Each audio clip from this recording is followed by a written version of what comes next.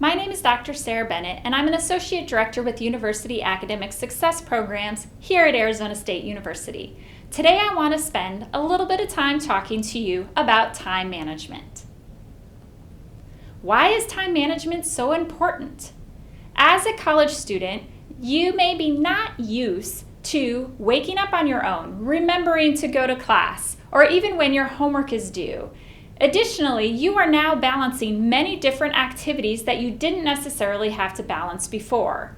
When you learn how to balance your time, you become more efficient with your studying and you have more time to enjoy what it means to be a college student. Successful students spend time thinking about how to balance everything. Remember that college is essentially a full-time job. So you need to make it a priority. Don't stretch yourself too thin. Prioritize your academic life. Maybe you have a job. Maybe you're involved in extracurricular activities. Spend a week mapping out your time to see where you're really spending it. If the bulk of your time is not being spent in class and studying, odds are school isn't a priority. You might have to consider reducing your workload or spending extra time on various activities. You need to give 100% to your academics in order to graduate. Take some time to really plan out your semester. Select some kind of organizational tool. Maybe it's a paper planner. Maybe it's some kind of electronic. Here at ASU, we offer Google and Outlook as options for you. Make sure you take the time to review your syllabi and really map out all of your deadlines for each individual course. You want to make sure you have all of your schoolwork synthesized on one calendar. Now remember, to develop good habits, you need a minimum of 21 days. So don't get frustrated if early on you find yourself not following your schedule. Go ahead and start over again and keep working towards success. So why should you be organized? Being organized can help you save time and be more efficient. You're also setting up yourself for good habits in the future. Have good time management and organizational skills in college, you will have them once you graduate. Being organized helps you reduce stress and to be able to tackle life one step at a time.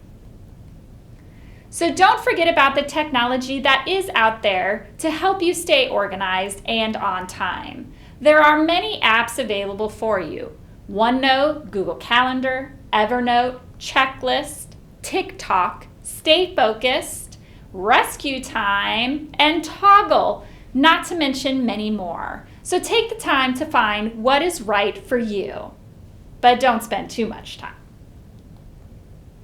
So what exactly should go in your planner? Whether it is paper or digital, you need to take the time to put everything you're doing in those calendars. All of your assignments and test dates, your homework time and study time. That way you're more likely to actually follow through and study during those times. Don't forget about your recreation time, or if you like to work out. If you have a job, make sure you put your work schedule on your calendar as well. Plus, if you're involved in any extracurricular activities, put all meetings and activities on your calendar as well. Now, a planner tip is that some people find it helpful to color code their different types of activities, so at a quick glance they know where they need to be. Some people prefer to use multiple calendars. If that is what works best for you, still make sure that all of your schoolwork and due dates are all on one calendar. Make sure you are setting reasonable academic goals for yourself and also reasonable study goals. You don't want to burn out and get frustrated. Maybe this means you're going to have to set both short-term and long-term goals. Sometimes it's easier to start with the smallest and most sensitive tasks and moving on to those larger things. Make sure you're taking time to reward yourself when you get something done. Even though we all say we multitask, the reality is that multitasking while you're trying to study and be successful in school may not be the best option. quickly jumping from studying one subject to another may not be the best way to be successful. And remember, what is reasonable for one person may not work for somebody else. An example of a reasonable goal may be study for 1 hour a day in 2 30-minute sessions. A more unreasonable goal would be study for 7 hours straight on Monday, and here's why. This is the curve of forgetting, initially thought up by Ebbinghaus in Germany in the late 1800s. Basically, what they found was that in our memory, if we don't spend some time reviewing the material, we are going to quickly forget it because we haven't moved it to our long-term memory. If your faculty member were to give you a pop quiz at the end of class, that material is still fresh in your mind, so odds are you're going to remember a large portion of the material. However, if you don't go home and review that material, and the next day they were to give you another pop quiz, you would have already forgotten the majority of the material. Now, if you were going to go with that goal of only studying once a week for 7 hours, by the time a week has passed, you're not remembering anything from that class. In order to stop this forgetfulness from happening, you need to take time every day to review all your material from all of your classes. When you do this, this helps you remember more and more of the material. So by the time you get closer to your tests, you'll find you do not need to spend as much time studying because you've been working hard all along to move the material to your short-term memory. Now, this does not mean you need to sit and reread your textbook every night. This could be that you're spending time every day to review your notes. Taking 30 to 45 minutes to review course material every day is a step towards great study habits. You may even find that you can reward yourself if you're good about studying 4 to 5 days a week, that you are able to take some breaks to enjoy yourself.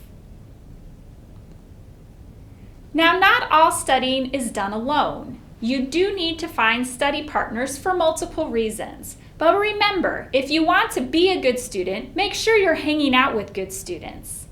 Having a study partner or a group can help you hold yourself more accountable for what you're learning.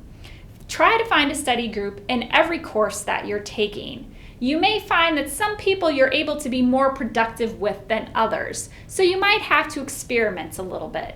There may be some courses that you find you can't study well with other people, while other courses you really do need a study group. Find out what works best for you. Make sure you keep your study group meet times consistent, again, this way forming a habit. And make sure that you are preparing for those meetings.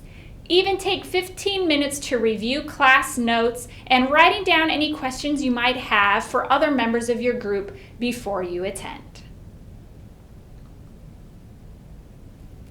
As mentioned earlier, in terms of prioritizing your academics, spend some time to really think about where your time goes in a week. Remember, we have 168 hours in our week. That's a lot of time. In this example here, we have mapped out the need to sleep, eat, attend class, do homework, have a job, be a commuter student and travel to campus, and of course, time to get ready every day. In this example, we've said you need 8 hours of sleep a night for 7 days a week, which amounts to 56 hours. You spend 3 hours a day eating, again, for 7 days a week, amounting to 21 hours. Let's say you spend 16 hours a week in class, and you spend 3 hours a week for each of those 5 classes, amounting to 15 hours spent on homework or study each week. Maybe you have a job for 18 hours a week. You're a commuter and you've got a short commute, so it's only a 30-minute commute for 5 days a week, so that amounts to 2.5 hours. And don't forget about needing to spend time to get ready every day. Let's say you can do that in an hour every day, which amounts to 7 hours. In the end, in this example, it amounts to 135.5 hours.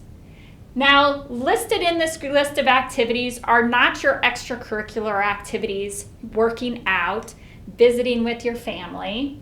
So with 135.5 hours in the ideal school schedule, you still have time for all of that out of your 168 hours. So I encourage you to spend some time mapping out your week to find out how much time you really have to do everything you need to do. Or even that you want to do. So would you like more information? University Academic Success Programs provides a variety of services here at Arizona State University. We have writing tutoring, subject area tutoring, academic skills tutoring, supplemental instruction, online tutoring, and academic graduate support. We are located across all the campuses here in the Valley at the ASU West Campus, ASU Downtown Phoenix Campus, ASU Tempe Campus, and the ASU Polytechnic Campus. We are also available online, which means we are worldwide. You can find us on social media at ASU Tutoring, both on Facebook, Instagram, and Twitter.